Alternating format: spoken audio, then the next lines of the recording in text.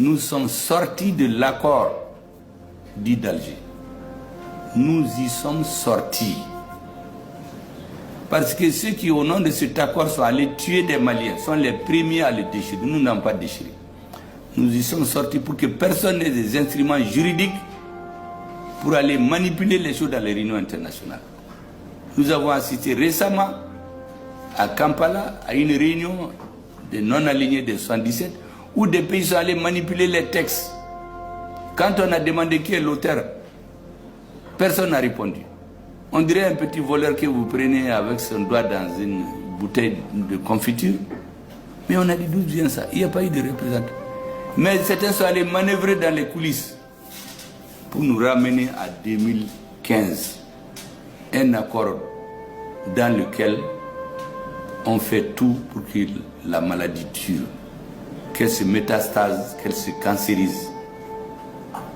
Sinon, le président, pour mettre fin à tout ça, a demandé aux Maliens que désormais, il n'y a plus de négociations en dehors de Bamako.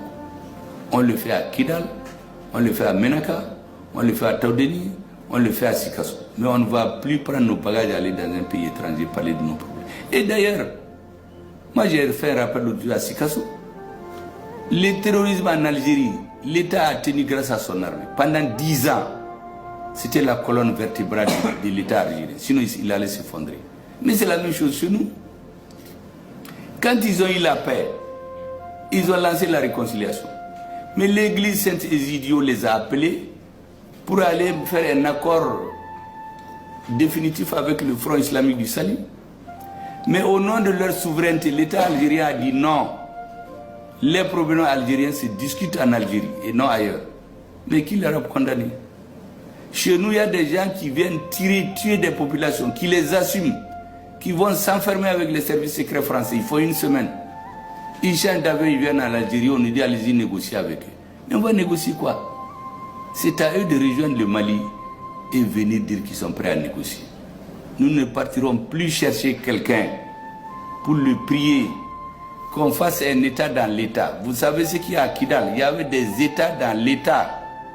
Il y avait des organisations qui ont des papiers en tête, qui délivrent des permis, qui délivrent de l'or. Des milliers de Soudanais et de Tchadiens viennent au nord, on exploite l'or depuis 10 ans.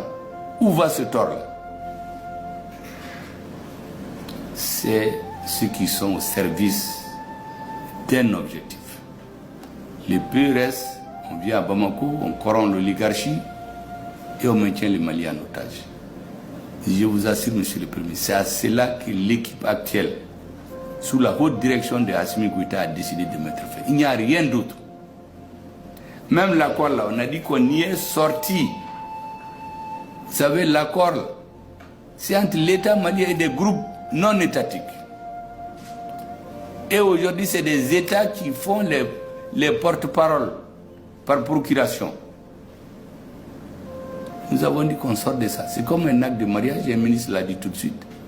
Et vous êtes marié, il y a quelqu'un qui observe votre mariage. Chez nous, on dit Demba. Vous décidez de vous divorcer. Et vous vous dites que vous n'êtes plus dans le mariage. Et le Demba, là, qu'est-ce qu'il a à dire là-dedans? Mais c'est ce qui arrive au Mali. Nous ne sommes plus là-dedans. Pourquoi quelqu'un d'autre qui est un simple médiateur vienne dire qu'il faut que lui fasse des accords? Mais nous ne sommes plus des enfants. Les directions des pays là qu'on appelle, on les caresse dans le sens du poil, on les met dans des chambres, on les fait filmer, ils font du n'importe quoi. Après ils reviennent, ils se cravatent dans leur pays, on garde à la prochaine session pour les bagabaga et les faire ce qu'on veut là. Ça c'est terminé.